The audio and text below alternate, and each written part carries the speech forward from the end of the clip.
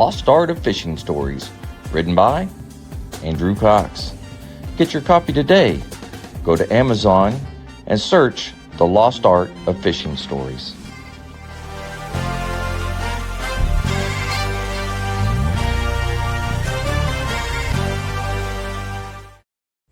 The Lost Art Project, Veteran Voices with Andrew Cox. Preserving history, one veteran story at a time. Marine Corps League and Till Valhalla Project Ambassador. Thanks for tuning in to the podcast that's given a voice to our veterans. The Lost Art Project, Veteran Voices with Andrew Cox. Hello. Hopefully everybody can hear me. It kind of cut out there toward the end, but welcome to the Lost Art Project, Veterans Voices. We're going to have a good one on for today. If you enjoy these podcasts, man, this threw me off bad. If you're enjoying these podcasts, then make sure you go to the website. That's thelostart.podbean.com. Go check us out, see what we're all about. If there's any way that you can help us, it would be much appreciated. Also, a big shout out to the Till Valhalla Project. They're out there doing amazing things. It's a wonderful organization. If you can go check them out and help them, it would be much appreciated. That's tillvalhallaproject.com.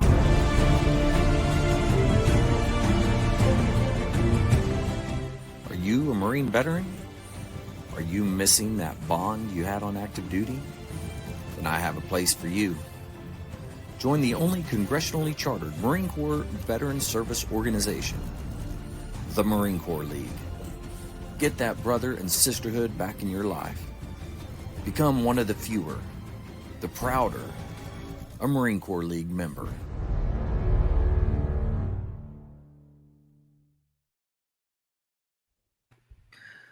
All right, we're back here. Hold on just a second. I messed this thing up, I think. Here we go. All right, we're back. I got Mike here. Can you hear me, Mike? I can. You can? Okay. All right. I got to adjust something real quick on my end because I am not hearing you right at this moment. No? Okay. I think I can hear you now. Good. Let's hope so. There it goes. Man, my headset turned off in the middle of that, and I was like, whoa, I couldn't hear myself, so I didn't know if anybody heard me or not. I have you fine. Yeah, how you doing today? I'm good. I'm enjoying a fine Montana day. Absolutely. What is the weather like up there? Beautiful sunshine. Should be about 70 degrees. We are just heading into fall. Got a big storm system coming in this weekend that's going to bring some rain, and had our first snow this week. So you had your first snow? Yep, just up in the mountains and around, some flakes down and stuff. Wow, that's incredible. Yeah, not bad. I mean, it didn't stick or anything, but it was nice, big fat flakes, and it kind of reminds you of what's coming. Yeah, absolutely. Yeah. Now, how long, typically speaking, is winter up there? Usually 10 months. 10 months? No, I'm just kidding. That'd be horrible. It's funny. So I actually, this is the first, I retired this year, so I get the snowbird between here and Arizona. Oh, nice. But normally I was year round, and usually we would get snow late October, November, but nothing big until first of the year. So technically winter is definitely November through March. Okay. And then spring comes in, but in the 13 years I've been here, I have seen snow in every month. Are you serious? Wow. So, I mean, that's even incredible. In July or August, we've seen a snow. Wow. That's amazing. Yeah. Holy cow. Wow. Well, hey, let's get started then. Let's talk about where you grew up. What was that like? And then what drew you to military service? Yeah, so I grew up in the Midwest. I actually born and raised in Peoria, Illinois. Oh, nice. Kind of a lower middle class family. I'm one of 9 siblings. So I have 6 older sisters and 2 younger brothers. Same doctor in all 9. And the story is when I finally came, the doctor was maybe more excited for a boy than my dad was, but So I mean, a good upbringing. It's kind of funny. You see the things where large families can be really close or they can be kind of super spread apart. And Right. I think we were more of the latter. Oh, okay. Just because of the age gaps and stuff. Mm. And I will tell you, having 6 older sisters, my hand-me-downs kind of sucked. But I imagine so. I didn't know men's shirts buttoned the way they button until I was like 14. Oh, wow. All the ones I had were the opposite. Right. Yeah. So, but I mean, Peoria was a good place to grow up. And even today, I wouldn't hesitate to raise kids there if you could live in that part of the country. But I really, when I joined the Marine Corps, I almost did it right out of high school and kind of wanted to be a tanker. Oh, nice. And I can't remember what stopped me. Because I had a really good high school friend who went in the Army, and he was talking the Army and everything. And I was like, no, it's not for me. I'm headed this direction. And then when I did join, I ended up being about 9 months, or probably a year after I got out of high school. I went ahead and joined, and I joined on the buddy system with my best friend. Okay. I'll come back to that. But I think the reason I joined was more to prove to my dad that I was, going to be a man. And I can't say I had a great relationship with my dad. He was an alcoholic, and when he quit drinking, he actually became worse alcoholic, the dry alcoholic syndrome. Oh, yeah. So, and to his credit, I mean, he did shift work. He actually worked for Hiram Walker's, and he was an operating engineer. So he took care of all of their systems and stuff. Wow. But, he was a hard guy. A lot of tough love. I'll just put it that way. Right. But I learned a lot from it. But I think joining was kind of a rough upbringing, and to prove to my dad that I could do it. And so I did. Yeah. And I didn't know how valuable it would be really till I was probably in my 40s, to be honest. Which so I went in 81, right at the beginning of 81, went to boot camp, right, first of February, and then got out Halloween of 84. So really, it was 3 years, 9 months. Okay. And it's funny. So going in on the buddy system. Bob and I, the first time I flew an airplane, big old 7 in St. Louis to San Diego. Nice. Come in at night like you normally do. Those first couple of days are, your forming days or whatever they're called now. And you go in. Anyway, they lined us up and they called his name and sent him down a hallway. And 2 minutes later, they called my name and sent me down a different hallway. And he went into the last platoon of the series that was getting ready to start, and I went into the first platoon of the next series. Oh, wow! Okay. So I had 2 weeks of forming days before we started the series, even though we went on the same day. Yeah, and I never said anything. He did tell me that he went to his DI, and his DI said, "Well, you can drop back and go with him, but he's 2 weeks behind you." Or you can see if he says something and they'll bring him up to us. And of course, neither one of us said anything. Yeah. It was like a month later that we saw each other in the chow hall and gave that respective, boot camp wave where we just kind of went. Slight nod of the head. Yeah.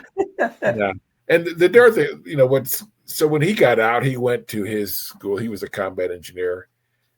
So he was already gone. Then when I came home for my leave, he wasn't there. So we really didn't get to share anything like we kind of thought we would. But he was reserves, I was active duty. So in the end, it really didn't matter. Right. But we were brothers before, just even more brothers now. So yeah. Very nice. Deal. Yeah. Well, tell me a little bit more about your boot camp experience. Like once you got into your platoon, and what was the good, what was the bad? How was it for you? It was good. There's a few things that stand out. I'm sure there's a lot I've forgotten, but one thing about it is I had to do fire watch that first day or whatever, and somebody had already dropped, so there was an extra weapon on hand. So I gave the weapon count to the drill instructor, and the head count, it was one off. And they're like, what is going on? Why is it?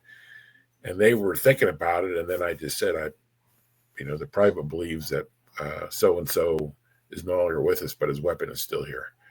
And it was like the light went off for him, and they're, oh, good job. So then the next thing you know, I'm the platoon secretary. Yeah, of course. Yeah. Right.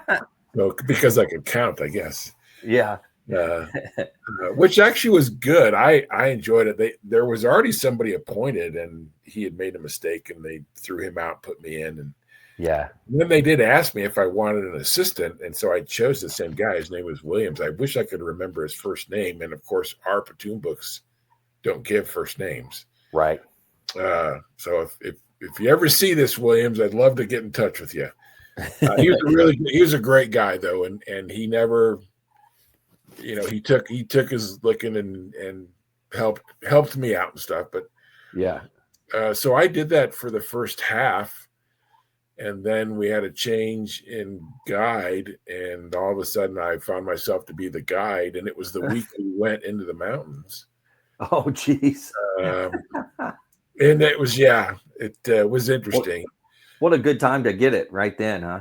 Yeah, no kidding. And I just remember, so you got the captain there and the lieutenant there and all the DIs and stuff. And they got called over to the fire pit. And it's this huge fire pit. And they're all sitting on like this kind of raised, it's not it was basically a retaining wall. But I mean, there's like 10 feet between them and the fire. Mm-hmm. So I just jumped right in front of them, and then they're all over me about, why are you in the fire pit? Seemed like a pretty big area to me. So anyway, I got fired from being a guy, but then I was appointed squad leader, and I remained a squad leader till the end and graduated that way. Okay. And there's two things that always come up in my head. One is when we did a final drill, I was terrible at doing column of files. Oh, okay. And I just could not get that timing, but I was first platoon. So when it was column of files from the left as the command, all I had to do was go straight. And I was just so thankful that that's what it was. But the downside is in San Diego, you have the airplanes. And as we were in the middle of it, one was taken off and it was super loud. And the drill instructor gave a command, and then the jet noise hit. And he, as you were, so we just kept marching. Well, somebody about my dog. Oh, that's all right. He wants to go play. Anyway, somebody in the back stopped marching and screwed it all up. And so we did not win final drill. And our drill instructor, who was a very known drill instructor, was quite upset, as you might imagine. So, yeah. But I just remember that sense of relief of having column files from the left come up, and it was just like, oh, great. That is a difficult one. That was always a difficult one to teach as well. Well, especially because you're trying to learn it out on the sidewalk where it's just you and your other squad leaders, and then one other person typically, which was supposed to be your marker. Mm-hmm.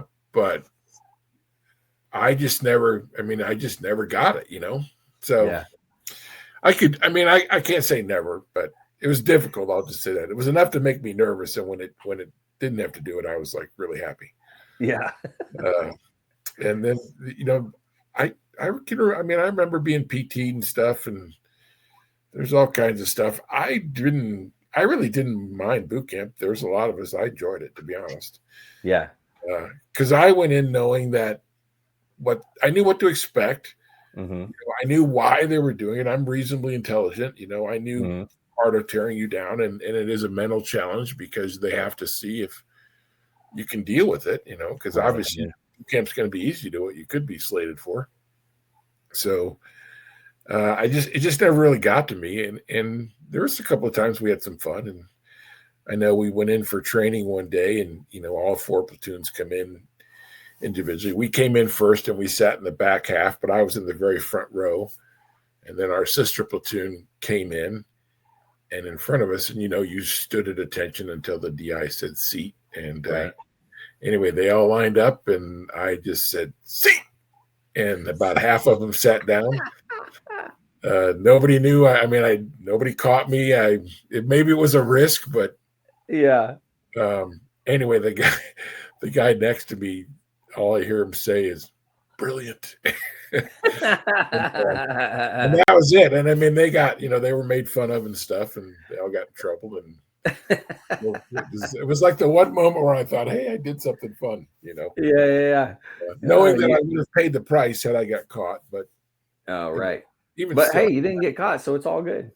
No, I do. I was sent upstairs, and the last week I was sent upstairs. The DIs upstairs were all Somalians, or not Samoans, so great big dudes, super muscle bound, hard to understand. And I was told to ask the senior drill instructor if he wanted a jelly donut, and then when he said yes, I said, "How does it feel to want?" And that was my instruction from my senior DI, and then run. And I got about 2 steps, and the junior DI grabbed me, and they PT'd me. But even though they were being hardcore, they all had little grins, So you could tell it was like, okay. Yeah, the platoon was all upset. They were just all pissed off, and but what could they do? But so really, I had a mix. There was one time when we were being PT'd really severely, and I was like, "Ooh, I don't know how much more I can do." But that's what they want, right? So yeah, absolutely, yeah. You get to a breaking point, at some point in time, you think to yourself, "I don't think I can do it," and then somehow you are able to push through. Yeah, it was in a creek bed up in the mountains, and it was all sand, and our DI was upset about something, and I don't even know what, but we were paying for it. I'll just say that. So but, I don't think it matters what it was. You just remember you were paying for it. So what's interesting is now, 3 years ago, I reconnected with the Marine that was the guide and graduated as the guide. His name's Don Pete. And another guy, Mike McCardle from our platoon. And we all chat and talk. We literally chat every day now. No kidding. Wow, that's really cool. 40 plus years later. And we have tried to seek out other members. There's a couple on Facebook, but just haven't really got anybody to respond. Huh. Have you tried that Together We Serve? That's another. I'm on that, but I've never seen anybody. Yeah. What's interesting is we found each other through Facebook on the Find Your Platoon. Oh, really? So there's a page called Find Your Platoon. You put in your name and your graduation dates. Yeah. And then it'll take you, and that's how Mike McCardle found me. Huh. And reached out to me and was able to reconnect. And then somebody had made a comment on that page, and Don Pete, who was our guide, which it's funny, I didn't even know his first name because it was Pete, Yeah. which is that first name, last name thing. Anyway, he had made a comment on somebody else's page about something. And I said, "Hey, were you in Platoon 2009, graduated May of 81? He goes, "Yeah." I said, "Yeah, you were my guide." And so that's how we reconnected. Wow. And then we formed a little text thing, and literally we talk to each other every day. And that's it's super about cool. crazy, fun stuff and how you doing and checking in. And, we're all outdoorsmen. Don, so I'm out here in Western Montana. Mike's down in Shreveport area, and Don's out in the middle of Wisconsin. And, wow. We had 3 very diverse, and we're all retired now. And it's just kind of cool to see how life has come full circle for us. Yeah, that's really cool. I mean, I don't think I've met or have had any contact with anybody in my platoon. Now I have had contact with my drill instructors, but not anybody in my platoon. Well, our senior drill instructor is on Facebook and staff. Now I think he retired Master Sergeant. Might have been Master Guns. Nauer, though, was his name with a K. Yeah. And Don talks to him on a regular basis because, you get so many Marines come through there. How do you remember them individually? Oh, yeah. Right. But I could see him remembering the guides, mm-hmm. And he remembered Don. And so him and Don actually talk somewhat. And he's retired now. Nauer's retired and he's got this great family and stuff. And the pictures on Facebook, big ass beard now. Nice. He lives in Tennessee or Kentucky, somewhere over there. Okay. And so it's just kind of cool to see that. And of course, as I'm in mid 60s, he's mid 70s, and our DIs were all Vietnam guys. Oh, right. Yeah. So, because 81, that was only 6 years after. So you figure all of the E6s and above certainly were Vietnam guys. Yeah. So, yeah. Wow. Well, now you said you knew what your MOS was going to be when you joined up. Well, I wanted to be an airborne navigator, or I would have done radio operator for C-130s, but I was a big math guy. Navigation is all trigonometry and stuff. I thought that'd be great.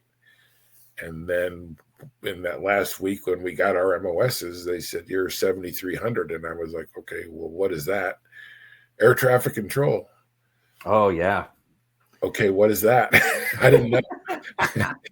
Well, you're going from, you flew in a aircraft, twice by this point? Yeah. Maybe 3 times. Just the once still at this point. Just once. Really? Okay. Just out to boot camp. I hadn't gone anywhere yet. Wow. And but anyway, they said, you're going to talk to airplanes. And I said, okay. And then went back to realize that all 3 were kind of in that area. Because I did well on my ASVAB, and I could have gone into anything. Yeah. But at least I got to use my intelligence. I did get interviewed to see about going into the prep school for Annapolis. Oh, wow. And that's kind of where, I had no prep, no explanation of what to expect, how to act.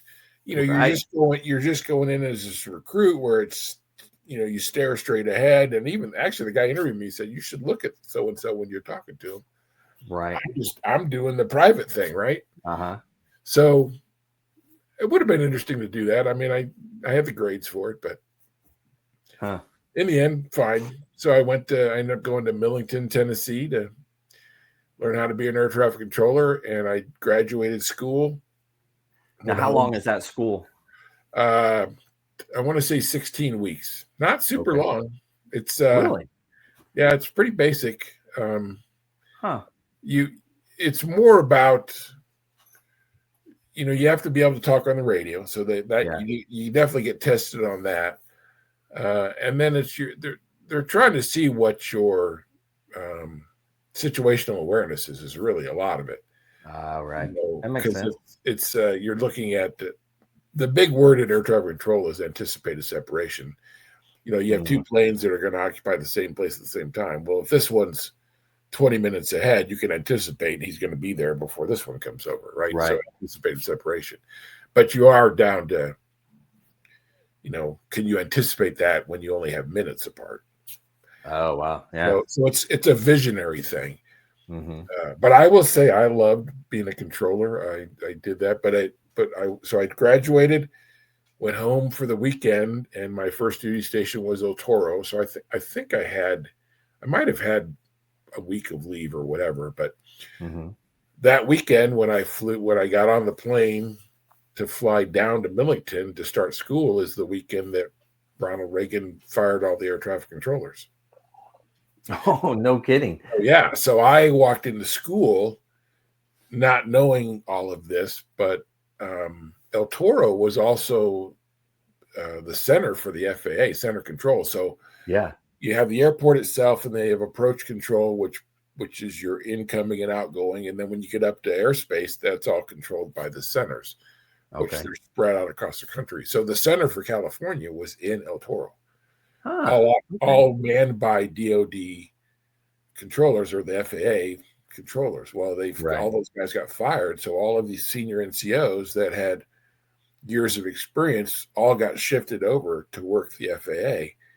Wow. Now all of these spots are, they need people. So my timing was perfect. I walk in and I was on a radar scope then the first day I was there. Oh, wow. Yeah. Well, I would assume typically you're like you get shadowed and then you can take over type of thing. But you just walked right in and said, "Oh, I'm here and I get to do it." So yeah, I mean, it's not like I didn't talk to an airplane the first day, but I was on the scope and they're like, well, what do you see? And oh, I see. Yeah.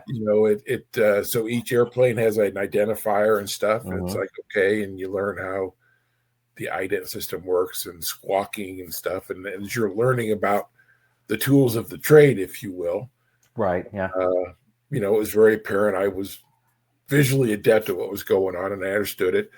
The first task they teach you to do is getting clearances and stuff. So you're on the phone really with the tower, Oh, I see. and you have to learn. You have your call sign, so which is typically your initials. Well, there was another MF there, so I was FM, right? Fox Mike, which Okay. later evolved into my real call sign that still gets used today by some people who know me. But I ended up being a very good controller. I did El Toro for I think 15 months or something, and then they had a set of orders to go to Iwakuni. Oh, nice. And the guy who was slated was getting ready to have a baby, so they kind of said, "Hey, we're going to send somebody," and I said, "Oh, I'll go." So Very cool. went to Iwakuni, loved Iwakuni. Just a whole different mindset there, if you will. Mm-hmm. And did Iwakuni for a year. Actually tried to extend and stay a year. So towards the end, I actually was able to get approach control rated, which is an actual FAA position to where you could work in any facility or have the ability to work in any facility. I was the first corporal in the Marine Corps that I'm aware of to be able to be approach control rated. That was a senior billet. So my biggest day was I was talking to 26 airplanes at one time. So yeah, Iwakuni has this big hourglass shaped airspace, or did anyway. And in the middle of it is Hiroshima Airport. So you channeled traffic in and out of their airspace. And then you also had an auxiliary airspace in Matsuyama, which was a little kind of mountain town. And we actually controlled their radar airspace. So, we're funneling commercial aircraft in and out of two airports besides the air station. Wow. And and I didn't realize that you would be doing both civilian and the mil side. That's really neat. Yeah, so that was great. And then it's like, so here I get qualified, and then I'm like, well, I'd like to extend, because the one downside to air traffic control is every new station, whether it's military or civilian, you start at the bottom because you have to learn the air station or the airport from the bottom up. So even though I'm approach control in Iwakuni, my next duty station was New River, which was not fun.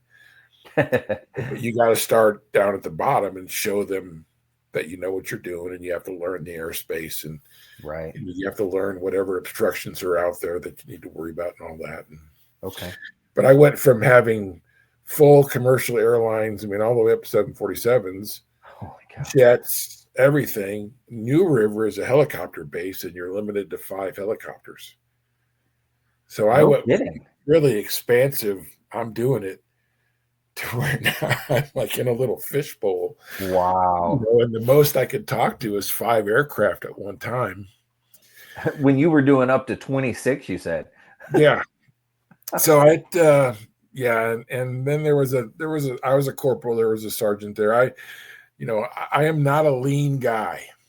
Right. Yeah. So and even in Marine Corps, much leaner than I am now, but you would never look at me and say he was skinny, although by Marine I would have been skinny by anybody else, but by Marine standards, not. Right. Yeah. And I was always right at the top edge of my weight allowance. I just got big shoulders and stuff and all that. And there was a sergeant who used to be the same way, and he became a power lifter. And he just always was on me about my weight and would kind of mess with me. But he was one of those guys in the early 80s when you re-up, they had $16,000 bonuses, but it was those guys' chance to jump out of the infantry into other MOSs. So we got several, 8, 10-year guys that switched over from whatever they were doing in the infantry into the air wing. Right. And those guys typically were pretty crappy controllers, to be honest. Yeah. Not to put you guys down, but you guys sucked. So Because Right. they didn't, they had 10 or 12 years of Marine mentality. Yeah. We really didn't have that. Our focus was on the aircraft, Mm-hmm. and their focus was on giving orders. And it Right. just, you had to be able to adjust. Yeah, it makes So sense. even though I was in charge, I was the crew chief as the corporal because of my experience. These guys all outranked me, and they would always let you know it. And that's really kind of a lot of what led me to the decision to just get out instead of staying. Right. But I enjoyed it. Wait, now let's go back to Iwakuni a little bit, if you don't mind. Yeah. Now, talk to me about like what types of things did you get to do? What did you enjoy it there, and get to see the culture and those types of things? I did, not to the degree as I should have, because you're 20 years old. Yeah. I actually turned 21 when I was in Iwakuni. Okay. The great thing about Iwakuni was it was a much more relaxed atmosphere because you were either on a 1-year tour or you were on a 3-year tour, and the 3-year guys got to bring their families. Mm-hmm. Right. So because it was so small and basically you just had the base, it was a much more relaxed atmosphere between ranks. So even as I went there as a lance corporal, got my corporal stripes there, but it was not a big deal to be hanging out and having dinner with your staff sergeant or your gunny sergeant because that's all there was. Mm-hmm. We were in a barracks. We shared our barracks with the search and rescue guys and some of the mechanics. But, you had a papasan in the barracks. So the barracks was always clean. You didn't have to deal with that. It was a much more open, friendly atmosphere. If you were out in the town and you saw a lieutenant, you could go have a beer with the lieutenant, and it was not a big deal because that was it. Mm-hmm.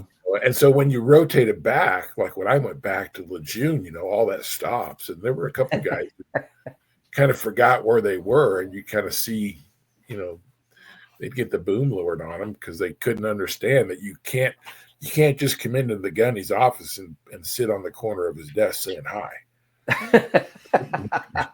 So Yeah. but in Japan, it was like, nobody would say anything just because of very close knit. So I actually had a couple of great relationships, and there was a guy that was a gunny that he went to New River ahead of me that I was friends with. And still at that day where I would have never become his friend had I not gone to Japan, now at least we were friends, and he looked out for me. I actually loaned him my car to go on so he could go on a date with this young lady and ends up marrying her. No kidding. Wow. And then we were able to reconnect through Facebook years later. And that was the first thing he said was, you loaned me your car so I could meet Francis. Yeah. And it was just like, yeah. So those are the little things that the dots just have to line up right. Mm-hmm. And had I not gone to Japan, I would have never been able to understand a lot of that rank structure and how it worked at a senior level. Because that was one thing is by the time I got to New River, now I've been in almost 3 years, and I had a much better understanding how things really worked, what the expectations were. When you become a corporal, you are viewed differently. And I totally get I love being terminal lance at times, but you know, I was ready for some responsibility and was kind of going that route. I kind of thought when I joined, I was going to be a 20-year plus guy. Oh, really? Yeah. And decided that was not the route to go. Yeah. Well, I know having such a good experience in Iwakuni and then coming to New River, completely different experience. What would you say, on the flip sides, why was it such a contrast? I know you're saying the, what do you call it? You're back in the States and it's more Marine Corps-ish. Yeah. Just much more formal, what you would expect. Gotcha. Out of, that when you come out of boot camp, it's exactly what you would expect. If you're a lance corporal and the corporal tells you to do something, it's aye, and I go do it. Right. Right. Iwakuni was more like, hey, would you mind doing this for me? Come back to Camp Lejeune and it's like, do this. Yeah. No, and it was fine, but honestly, there was a main event. I was ready to pick up my sergeant stripes. Yeah. And as the orders came down, that one Marine that was not fond of me forced me to go weigh in, and I was 6 pounds overweight, and so they denied. Oh no. So, there was no reason for him to do that other than he could. Yeah. And I just told him, I said, well, if that's the way you want to play, I'll just go ahead and get out. And they were like, oh, yeah, sure. 9 months later, I was done. So, wow. And nobody ever, that's kind of weird, is like in that whole process, not one conversation about me or, that just wasn't the mentality back then. It's like, yeah, he don't want to be here, fuck him, you can go. And then, wow. And then I got sent, when I finally got ready to be processed out, I went to the headquarters battalion and was just kind of there to help out until I was processed. And the captain there, I wish I could remember his name. He actually sat down with me and had a really good open conversation with me about why, why are you really doing this?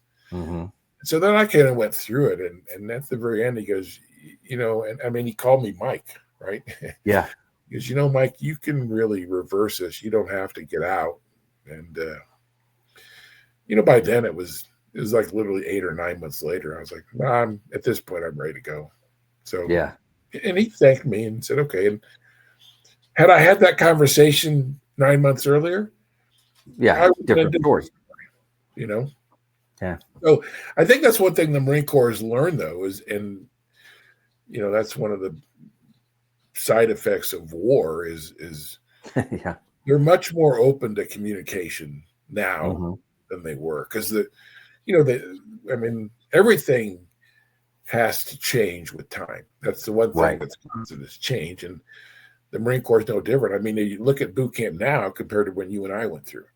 Yeah. I mean, that's true. We didn't have the crucible or any of that. It was 13 weeks, and every day was planned out, and yeah, you know what I mean. That's what it was, And, but I think they recognize that, yes, we're cattle, but we're still people. Right. Yeah. They're much more in tune to the fact that not everybody functions the same, and sometimes you actually have to have a conversation that's a real conversation. Where in our day, and I'm aging you a little bit, AJ. Back in the 80s and even into the 90s, that's just part of the mindset. Right. So we've grown and learned, which is good. Yeah. And I mean, that's something good for society. If things are moving and changing and you're moving and changing with it, that's always a good thing. I mean, that's how things develop, in societies and they get better, right, over time. Yeah. Well, it just goes to show you that one guy can make a difference in somebody's career. Oh, yeah. And that one guy, I mean, I can tell you his name to this day, tell you how he looks. And he was actually a decent guy. He just had he was going to force me to lose 10 pounds as if his life depended on it, to the point where he denied me rank over something frivolous. And wow. It's like, why would you mess with me like that? And I was mature enough to know I didn't need to do it anymore. So I think I had gotten out of the Marine Corps what I was supposed to get out of it.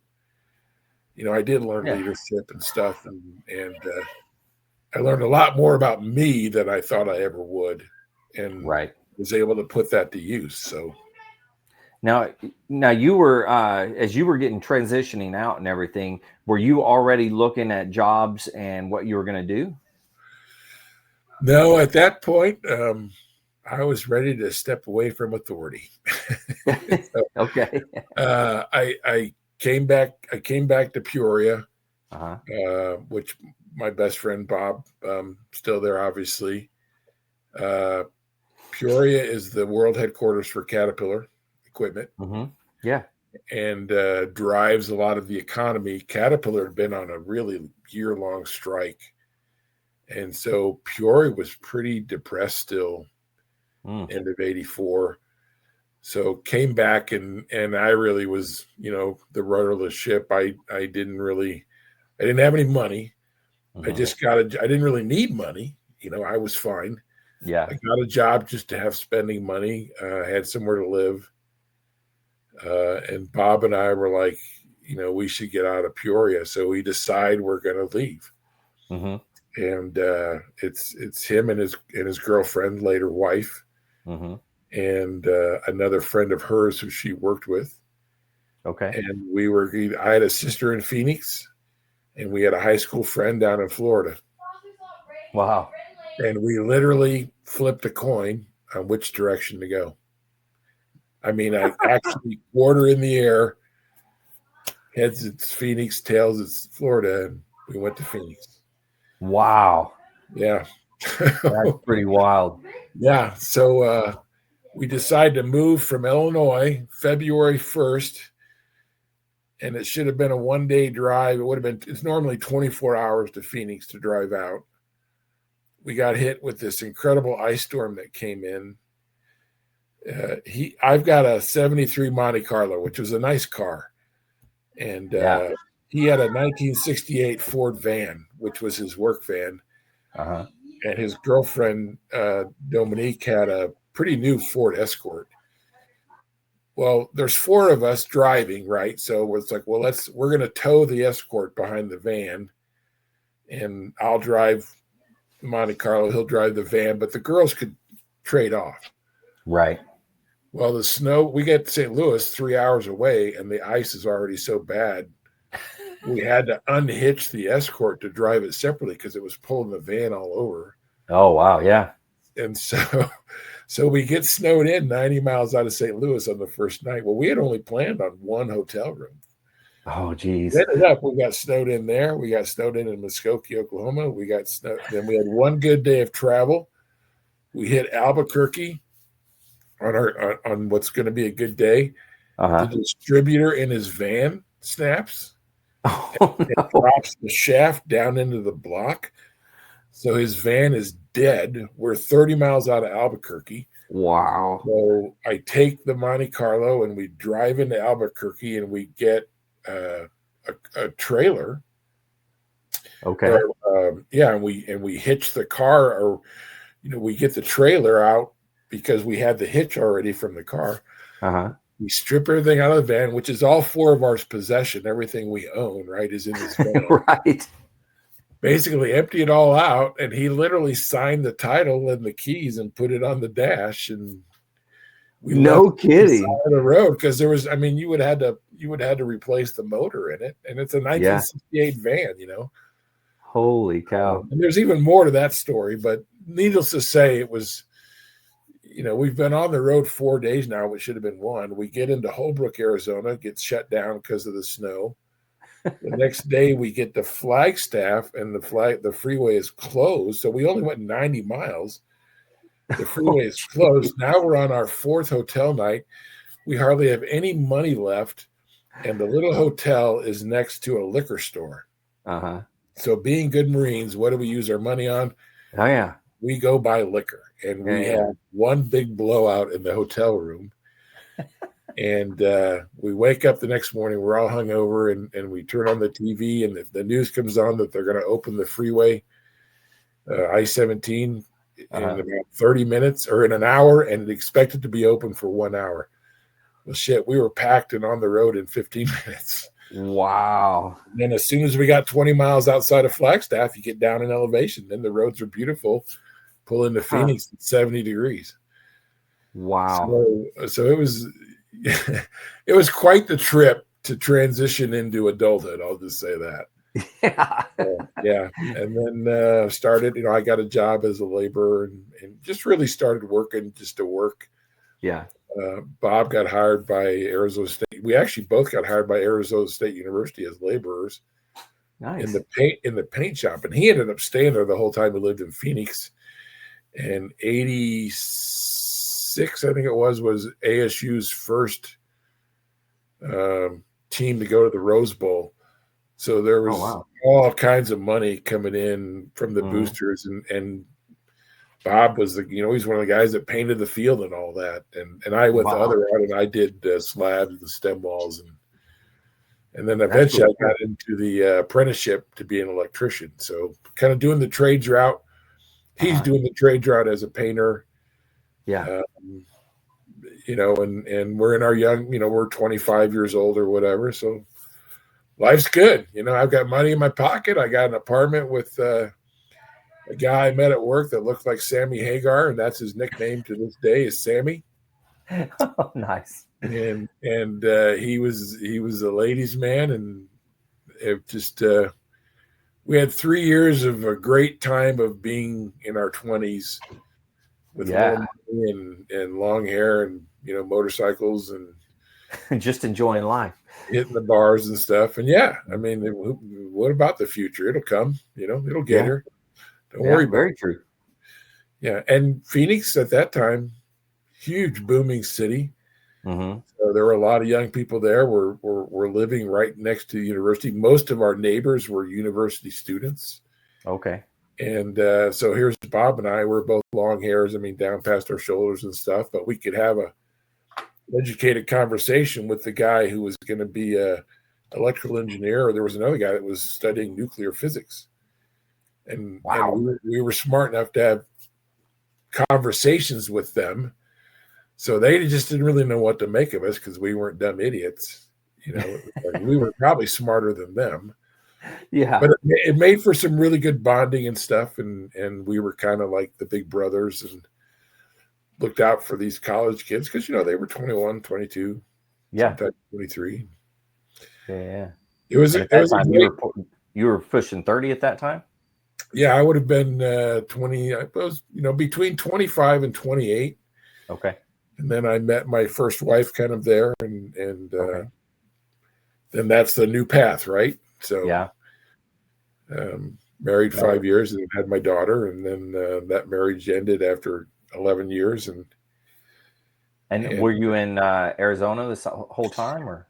Yep, I met my first wife in our apartment complex. Okay. And she actually worked she was a restaurant manager. And Phoenix was great for being single, probably not the best place for raising kids. That makes sense. Yeah. But she had really good friends in Tucson, and they were very successful. And we talked about it, so we decided to move to Tucson, and I took a job with his company. Okay. Selling insurance of all things. Oh, wow. But we had just had our daughter, so I wanted to get out of Phoenix to raise her, got into Tucson. So basically I lived in Phoenix for 5 years, and then I ended up living in Tucson for 25 years before I came to Montana. Oh, wow. 25. Man. Yeah. And, was always on the construction side. At the time I was getting ready to go into my third year of the apprenticeship with the IBEW. And I enjoyed it, but it wasn't the end all be all, if you will. So it wasn't, I could have done it for a long time, and the money was good. I got all that. But it just wasn't what I wanted. I needed something more intellectual, which selling insurance was probably not that, but it got me down to Tucson, and it got me a start. And then I ended up just doing, after I did the insurance for a year, and I actually did okay. Yeah. But I got into doing maintenance on buildings and actually worked for a fast food franchise that my wife worked for and did all of their building maintenance. They had 19 different restaurants. So I built a business doing maintenance and stuff and really enjoyed that. Awesome. And then I kind of went into that where, okay, I'm doing this, and this guy knows me from that job, but I'll pay you $1 more an hour if you come work for me. And that's kind of what I did. Is I went from having my own business maintenance to where I became an outside salesman for a wholesale plumbing outfit. Shout out to Benjamin Supply. They treated me very well. Yeah. And one of my customers that I had sold to, Apcon Construction, Bob and Shorty, those guys were great. They said, hey, we need a purchasing manager. Would you consider that because you know all the parts and everything, and I'll pay you $1 more an hour. So I said, Nice. okay. Yeah. So I went and did that. And what's interesting is the guy, I had my desk, and the guy next to me was their safety guy. Because now this is a union contractor. So Mark was a good guy, and we would have conversations and stuff about safety. And then in my home life, we belonged to a church that, so I was raised Catholic. I was Catholic. Okay. Got into the Knights of Columbus. Mm-hmm. And, it was definitely a men's group. But those guys, that was a great organization. Mm-hmm. Got to know them. We had a little group that we'd go to dinner once a week and stuff. And one of the guys that was in that group, his name was Tony Sameta, 6'10" Sicilian, super deep voice with that heavy accent. And he always called me Michael. And, we were at dinner having a conversation, and OSHA had just changed their fall protection rules. So we were talking about it, and I knew what I was talking about. And literally like 2 weeks later, Tony calls me up and he goes, Michael, what are you doing? And I'm like, well, Tony, I'm eating lunch. No. What are you really doing? Like, well, what do you mean? And he goes, I'm going to take you to lunch. I want to talk to you about something. So he came and got me, and he had a engineering and construction firm that specialized in mining and stuff. Okay. And he needed a safety guy. Yeah. And he took me out to one of the mines, and he said, this is what we do. You already have an aptitude for it. You can go to whatever classes you need, but I need a safety guy. I think you're it. Wow. And that was something that always had an appeal to me. So I said, yeah, I'll do it. And nice. So my very first job as a safety professional, I'm a safety director for a company. But wow. I took a bunch of OSHA classes, and one thing I am good at is networking. Yeah. And so I networked with a bunch of professionals in Southern Arizona and learned the trade. And I worked for him for 3 years. Okay. And then a national contractor who had a presence in Tucson, they had their Arizona office was in Tucson, had an ad for a safety manager. And I'm like, in my head, well, I'm not really, I've been doing this 3 years, but I'm not that level. But we belong to a contractors organization. And I was the chairman of the safety committee, which, no big deal. But the guy who was the president that year worked for Granite Construction, which is a big road builder. Now they do much larger projects, but they're based out of Watsonville, California. Okay. In neither one. And he would come to all of our meetings and saw that I knew how to run a meeting. I was well-spoken, knew what I was doing. I knew how to handle people in the crowd and stuff. And the executive director says, you need to apply for this job. And I'm like, I don't even have a resume. He said, well, you come in tomorrow, we'll build your resume. So we did. Next thing you know, now I'm a legit safety professional. Not that I wasn't for Tony. Tony had a great company, but small. Now I'm working, I'm kind of hit the big time as a safety manager. That evolves into kind of a regional position where I'm doing all of Arizona and New Mexico, kind of West Colorado, and grew my reputation, got my letters behind me through education, behind my name, and all those things. Heavily involved in the mining side of thing, and was asked to speak at several of the local conferences and stuff, and built a good reputation for myself. And then in 2012, I got hit up by a headhunter and said, hey, I have this company in Montana that's looking for a director. You're on their list. Would you like to talk to him? And I was like, and I really wasn't looking yet. It was like, yeah, okay. And so we had a kind of an opening conversation. And then like a week later, she called me back and said, they've come to an agreement with the guy who's there. So they're going to withdraw their search, but they'd like to keep your resume. And I'm like, yeah, okay. 6 months later, to the day, she calls me back, says, do you remember me? And I said, yeah. I said, well, they have parted ways with their director. They want to interview you. So I said, okay. So I started that process. It was a 4-interview process, but I was hired as the corporate safety director for a company called Barnard Construction. They're kind of a medium. Then they were a smaller, medium-sized company, but they do big work, $100 million projects and up. Oh, wow. Hydroelectric dams, large-scale tunnels, oil and gas pipeline, overhead transmission. So wow, big stuff.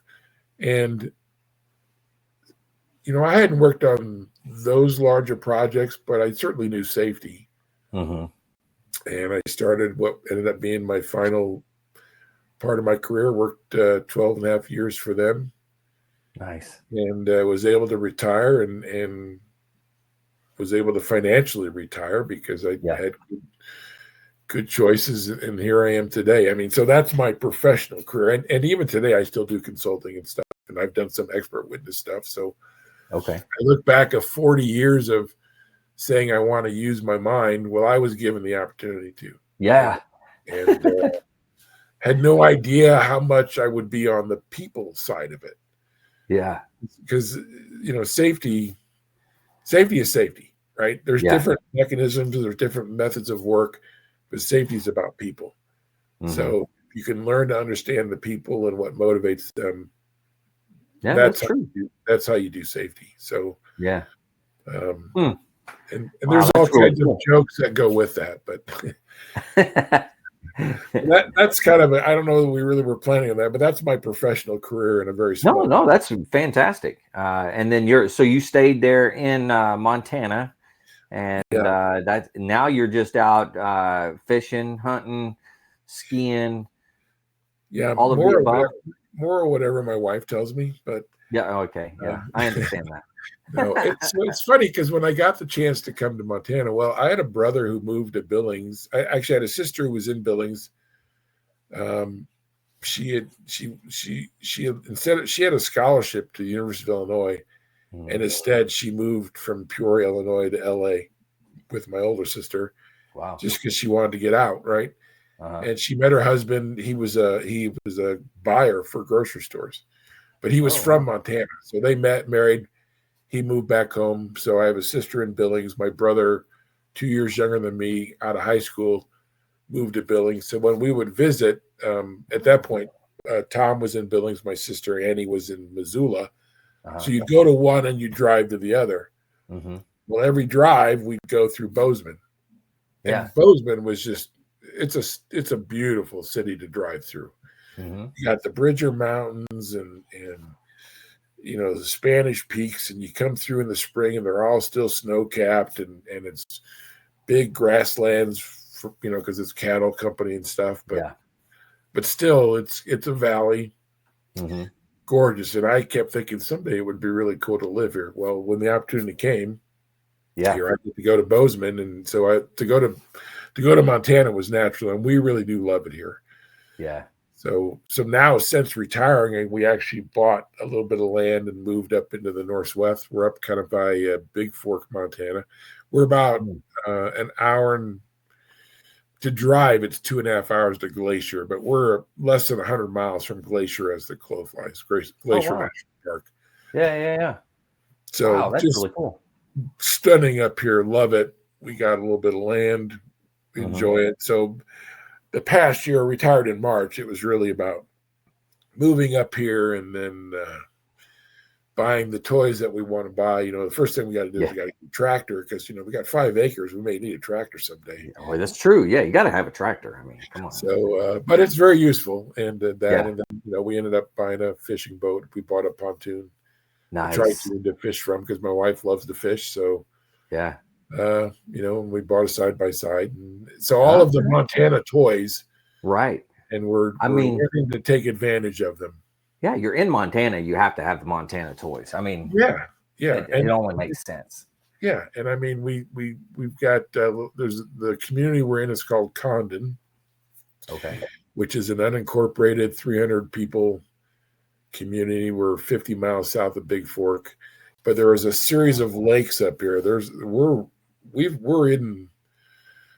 13 lakes that we can put that boat in within an hour. Wow. So, and there's several smaller ones. Yeah. So, and Flathead Lake, which is Kalispell, that's an hour away. Flathead Lake is a huge lake. Yeah. I want to say it's the 4th biggest lake in the U.S. or something like that. It's a huge lake. Kidding. So, Wow. so from that aspect, where we live now is great, and Yeah. there's a lot of stuff to do. I have not hunted in 30 years. I used to hunt. We would deer hunt and stuff, and you just don't have time to do everything. And Yeah. so you pick your priorities, right? Yeah. Well, yeah, I mean, you have to, Yeah. So, but I do enjoy fishing. I don't get to do it very much, but since moving to Montana, I got into fly fishing, and Yeah. certainly appreciate that. And that's been really enjoyable. And now with the boat, it's more about troll fishing and stuff, and going after lake trout. But Nice. I don't mind standing up on the bow and throwing my cast at the shore and practice my whip, and Yeah. have a little fun with it. And every once in a while, I'll catch something. Yeah. Yeah. Yeah. Yeah. Exactly. Sometimes it's even big enough to keep, if you can believe it. That's very nice. That's awesome. So that's my professional career. Okay. Well, talk to me, like, how'd you get involved with the Marine Corps League? Yeah, so that's pretty interesting. Working for Granite, we were working out of a regional airport in Marana, Arizona. Mm-hmm. And I don't know if that name is recognized, but in 2000, that is when the V-22 Osprey crashed and killed 19 Marines. Yeah. And I lived there.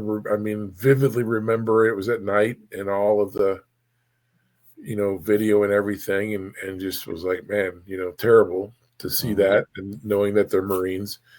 It was the first time that they moved troops using those aircraft, because they were still in the experimental stage.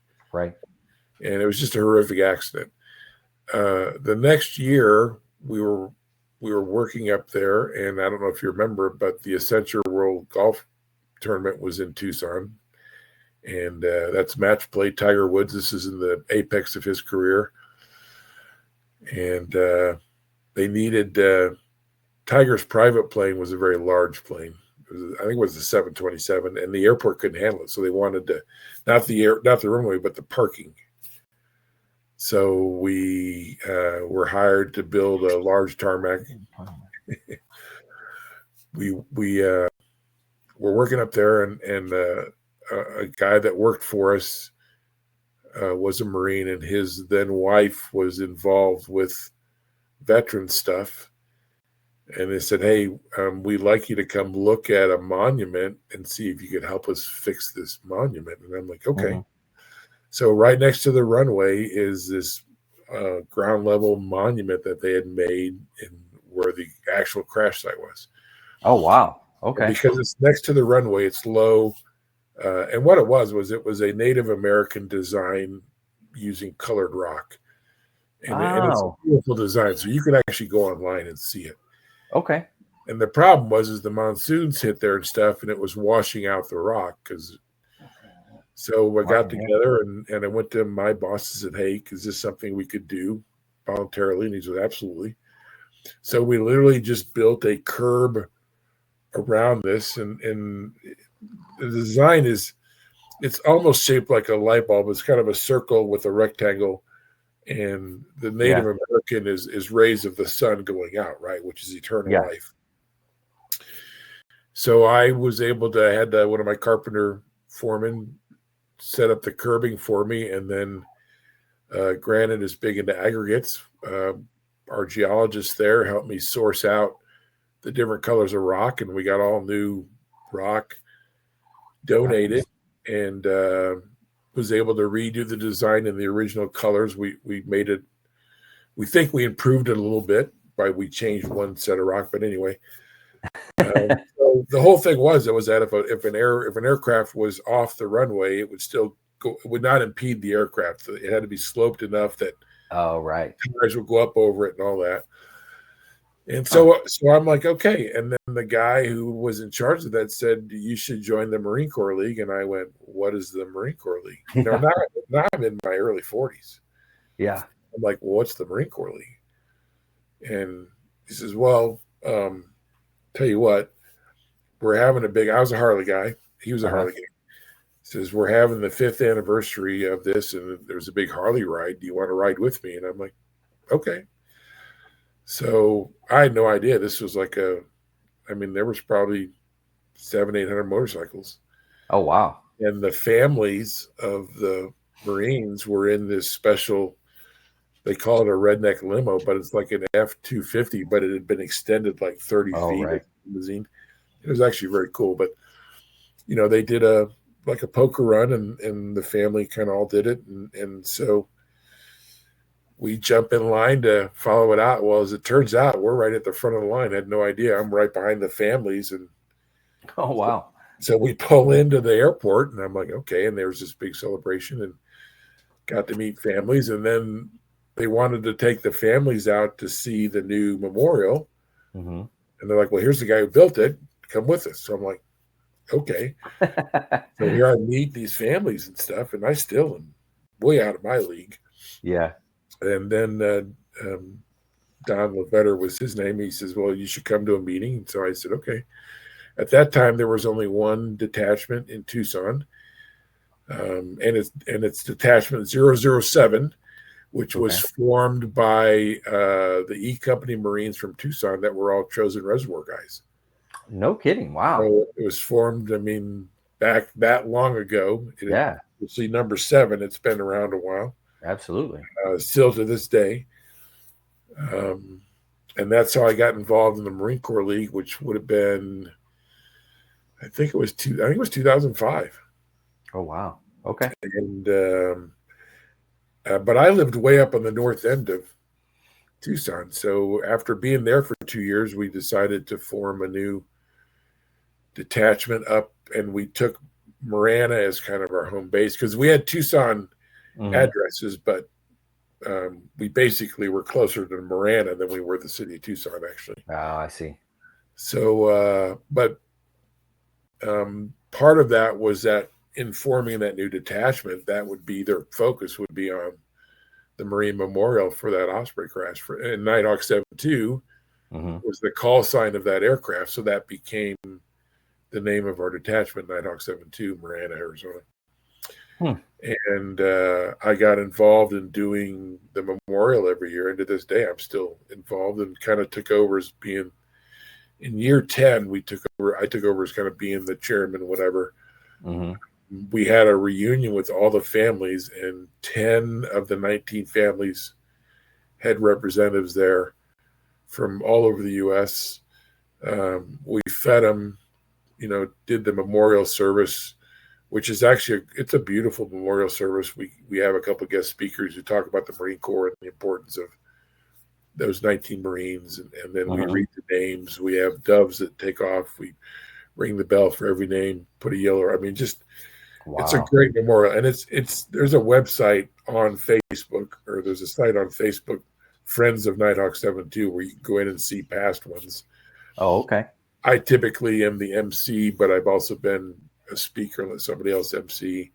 The challenge has been moving to Montana. Yeah. I have to go back. So I have missed, in the last 10 years, I've missed 2 of them. Just because of work things. But so this year was the 25th anniversary of that event. And one of the pilots, Brooks Gruber, his daughter was 6 months old, and her name is Brooke, and she came out at the 10-year reunion. Of course, she was 10 years old. Well, now it's 25 years, so she came out as a graduate of the University of North Carolina and has this great job, and just a fantastic young lady that has her head on her shoulders, who grew up without her father. Yeah. But at the same time has all of this Marine Corps lore around him and stuff. And her mom has been an outstanding advocate for both pilots, because originally it was considered pilot error. And then in 2016, the Marine Corps did change that the event that happened was not foreseeable, and the pilots would not have been able to respond to it. So it's kind of an interesting aspect to aircraft, but yeah, jets are all about power. And when you're in trouble in a jet, you put power to it. Right. Well, helicopters are the opposite. You remove power and you auto rotate down, trying to be able to come in where you have a survivable landing. Right. Well, these are in between, right? They're both. And when they were rotating the Osprey up to come into hover, there was a point where it was coming in a little bit too steep, and they went into a stall. But there were no the aircraft didn't have any indicators for that. Oh, yeah. And when they lost lift on one wing, it basically just rolled over right, above the airport and crashed. And wow, just horrific, and it burst into flames. And I mean, that zero survivability, obviously. And at least I appreciate that the Marine Corps itself was willing to go back and look at it and say, you know what, now in hindsight and the aircraft had mishaps since then, this machine has an anomaly in it that no other machine has because of its configuration. Yeah. And I've never flown on one, and I've flown on pretty much everything else. Yeah, I've never flown on one either. Now I've seen them a lot, and stuff like that. And I know a guy that flies them, but and that guy was like, "Yeah, I don't want to fly them." He's not a fan of them. It is the odd one he was picked to fly. So yeah, but there are some guys who love them. Yeah, that's true. Yeah, absolutely. And when you talk to desert guys, most of them don't have a problem with them. We grew up in the area of the 53s, but mostly 46s. Yeah. And when you got on a 46, if it wasn't leaking hydraulic fluid somewhere, that made you nervous. Yeah. And that's no kidding. I mean, it's like true. Yeah. Dry and clean. It's like, well, are we out of fluid? What's the deal? Yeah. And they say when it stops leaking, that's when you got to worry, Yeah, because you're out of fluid. Yeah. So having aircraft issues and being an air traffic controller, I was not involved in any mishaps, but I certainly was around a few of them and saw the aftermath and got to hear the whys and that kind of stuff. And pilot error, even commercially to this day, pilot error is the number one reason for aircraft mishaps. Yeah, commercial, military, whatever. But there is certainly a bunch of them that are, mechanical issues. Right. And the Osprey has had its share. But if you look at it over time, it hasn't had any more statistically than any other aircraft. Okay. H-53s will crash once in a while. Yeah. Unfortunately. F-16s, F-18s. We just lost another F-18. I mean, it's just it is inherent with military aircraft and what the aircraft are made to do. We push aircraft to the limits because that's how you survive in a war setting. And sometimes the aircrafts push back, unfortunately. And I mean, that's part of the job, if you will.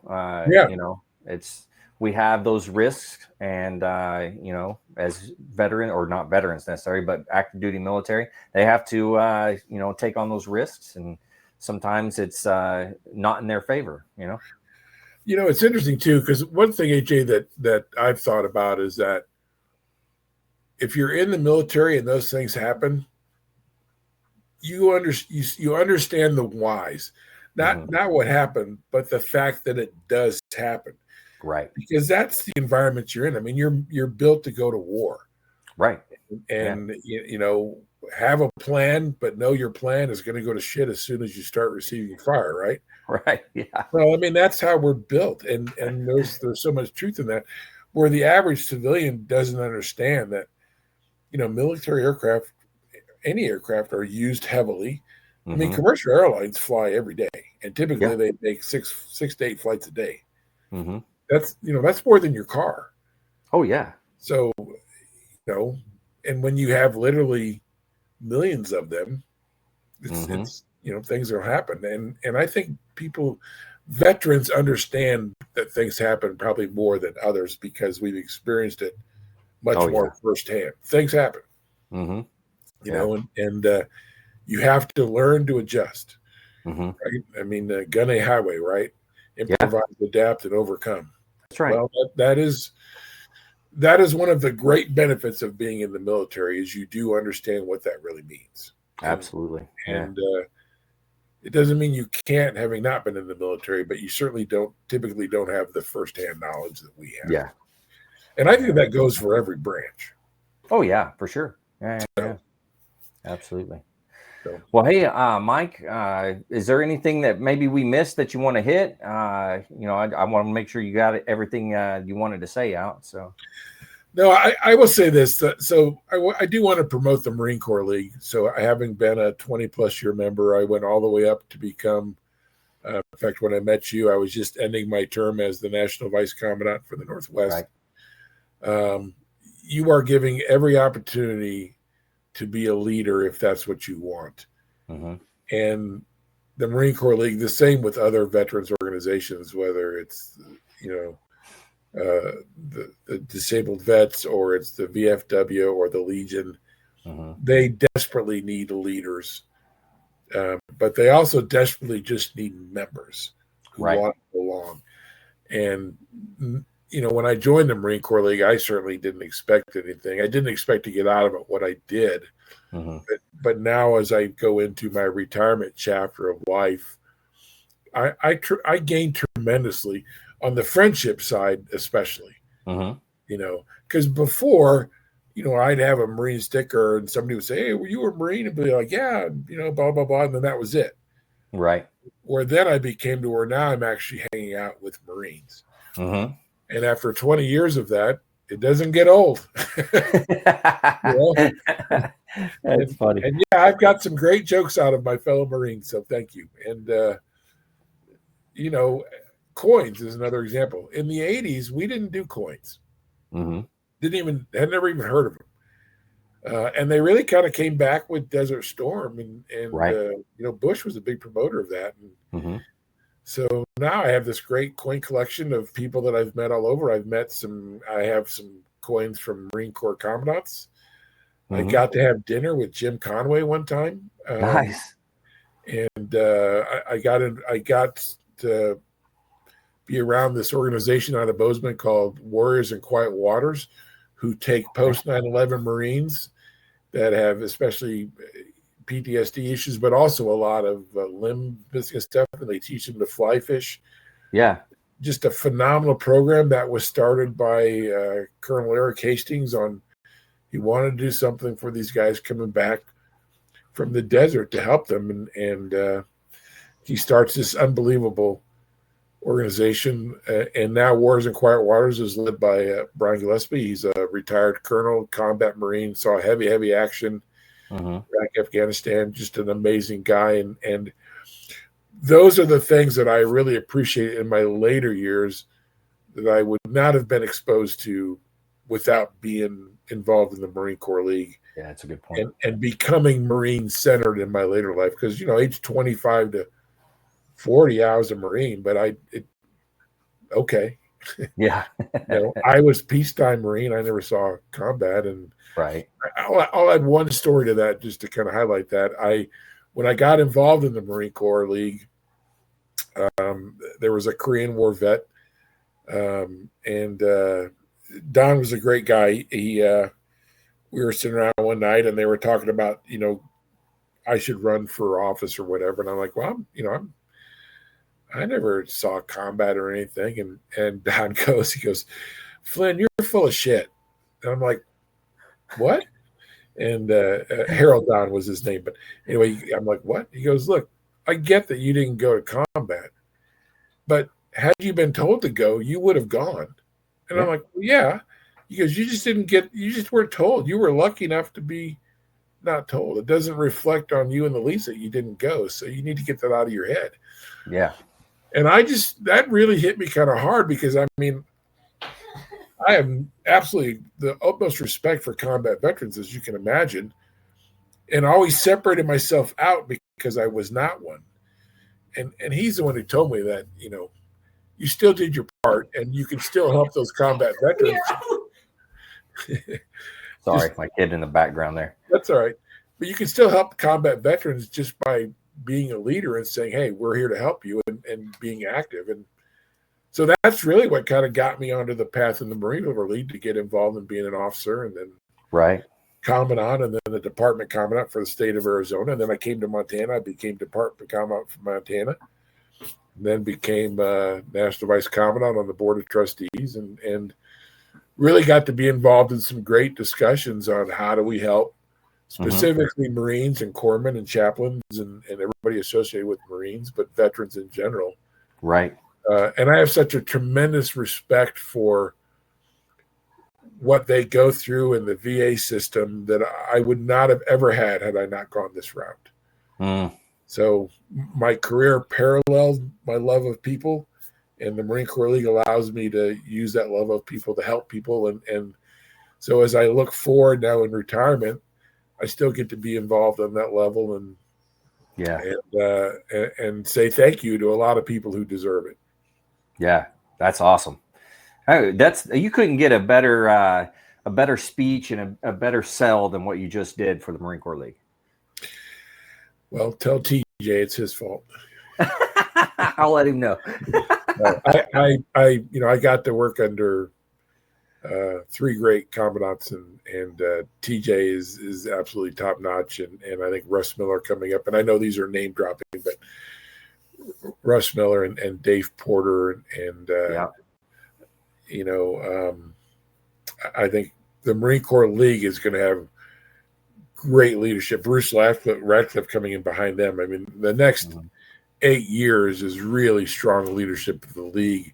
I just hope the league can understand we have to change. And like every other veterans organization, membership is the key thing, because it's the majority were all Vietnam veterans who, as we know, we're losing them by the day. And the Marines that are coming in now, they're different, right? I'm a boomer, right? You're Gen X, I'm assuming. Yeah.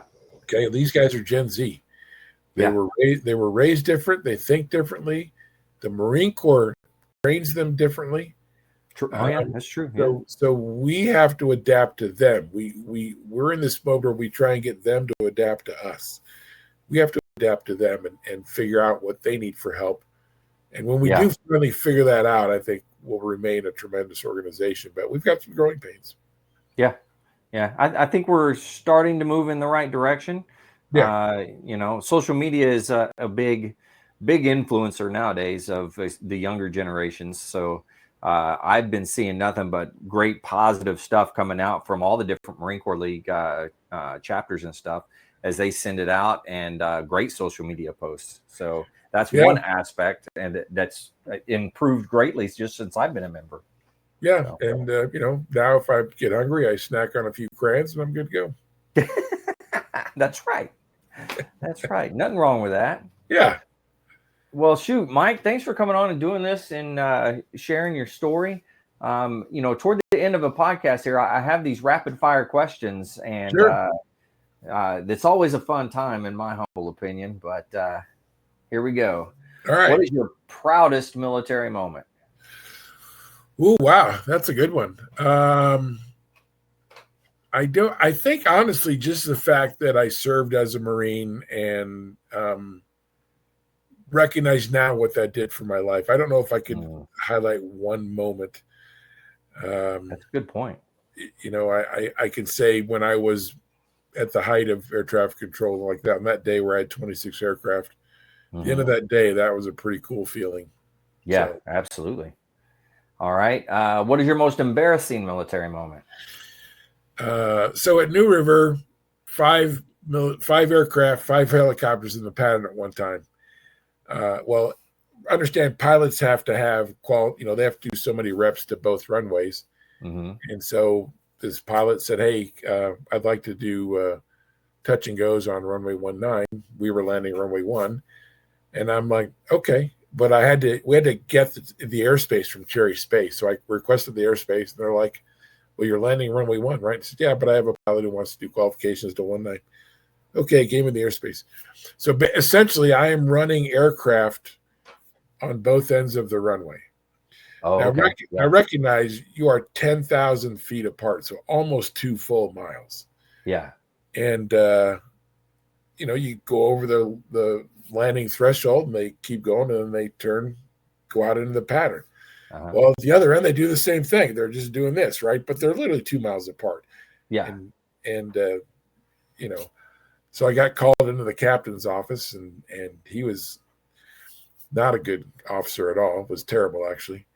And he is just like, who gave you authorization? Blah, blah, blah, blah, blah. Why are you doing this? do you understand you could have killed people? And I'm like, I don't understand, sir. Why are you saying this? You were running aircraft at each other. And I just looked at him and said, sir, they're helicopters. They stop in midair. And my friend, who was the gunny, he just looked down, and I could see that he was trying everything he could not to laugh. But that pissed him off big time. Oh yeah, I'm sure. Yeah. And yeah, I stood there for another 15 minutes, didn't shoot on. So I don't know if it was embarrassing, but it was the one that I kind of felt I really didn't need to go through, but I did. So Yeah. That's a good story, though. I like that one. yeah. All right. If you could be one military leader for a day, who would that be? Wow. All time or In any time? Yeah. I tell you what, I am definitely a believer in General Mattis. I think he has some huge attributes that were needed at the time, and I think had he been turned fully loose, it would have changed the world. But I love his love for this fellow Marine. The other guy, though, Al Gray came in as commandant when I was at New River. Got to meet him just, in a review thing. That guy, though, he was all about Marines. Yeah, he's the real deal. Yeah. Wow. All right, let's see here. What is one lesson or skill that you learned that you still use today? I think the biggest thing is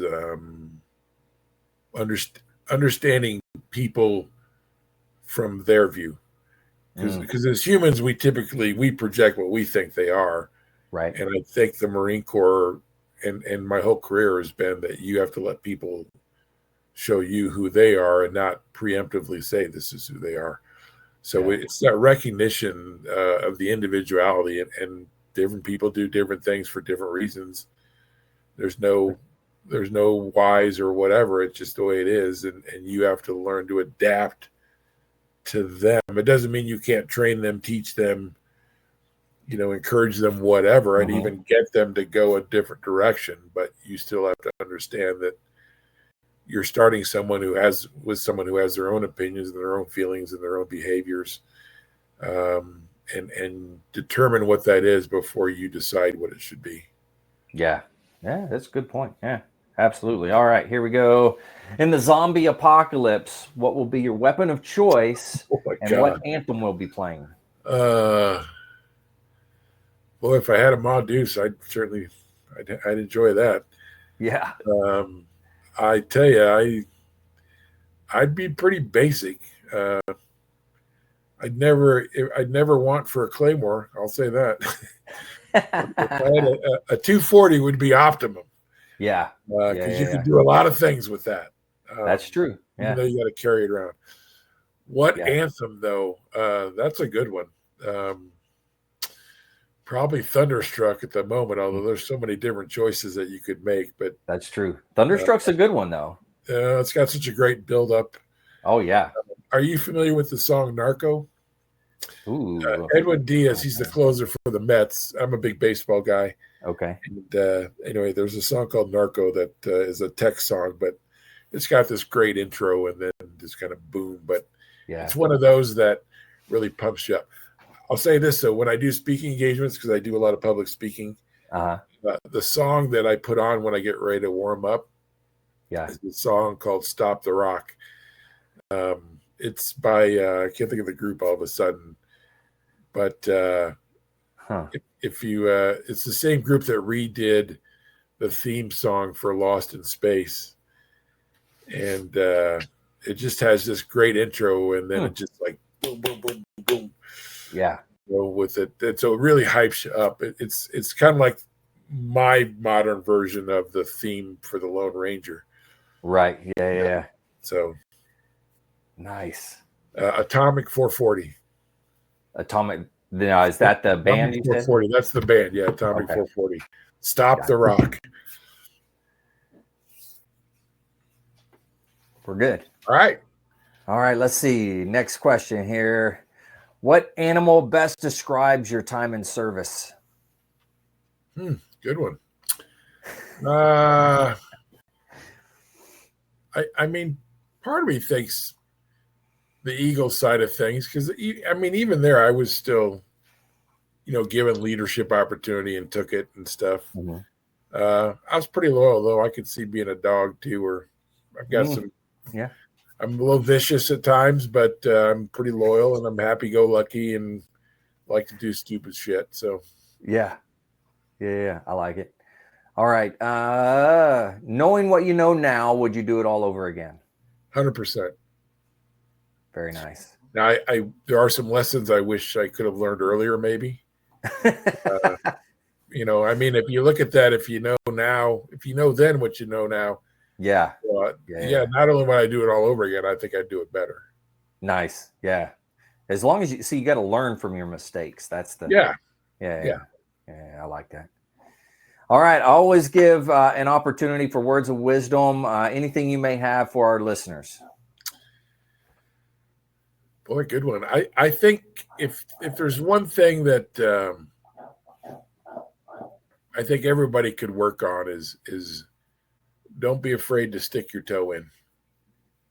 There's a lot of organizations out there that do phenomenal things, and we're really caught up with our own lives and sometimes our own family. But I have yet to see somebody that does not have a positive response to being involved in some kind of nonprofit, whether it's an hour, 10 hours, 1,000 hours. But even if it's just going and attending a pancake breakfast to help out some organization, to me, what you gain from that far outweighs the effort that you have to put into it. And if more people did that, that would make a huge difference in where you live, our country, and even the world, if you want to go that big. But I really do think that would make a difference.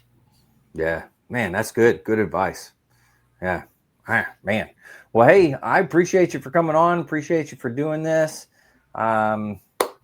This brings us to the end here. So this has been great. I mean, it's a little taste of I could spend 10 hours telling stories, but I think we all could. Absolutely. So the fact that we have a voice is phenomenal, and I appreciate it. Yeah. And just so you know, all of these now are being sent up to Marine Corps History Division, and they're going to be archived up there. So, well, just remember, swing with the wing, baby. I love it. All right. Well, I always close out the podcast talking about veteran suicide. So I'll go ahead and do that. But anybody out there, if you're struggling, you need help, anything like that, don't forget the VA does have some great resources. You can always dial 988, press option 1. You can always text 838-255, or you can go to veteranscrisisline.net and click on the chat icon. Any of those options will put you in contact with somebody that can help you out. But remember, one veteran life lost is one too many. I care about you. I know Mike cares about you. The whole veteran community cares about you. So please reach out for help. And if you're out there, you're not struggling, reach out to the buddies you served with. Ask them how they're doing. And if they need that helping hand, please give it to them. All right. One last time, Mike, thank you very much.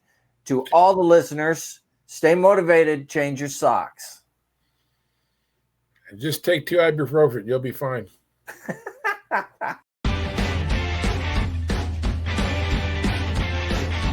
No more 22. On to the journey and finish the fight.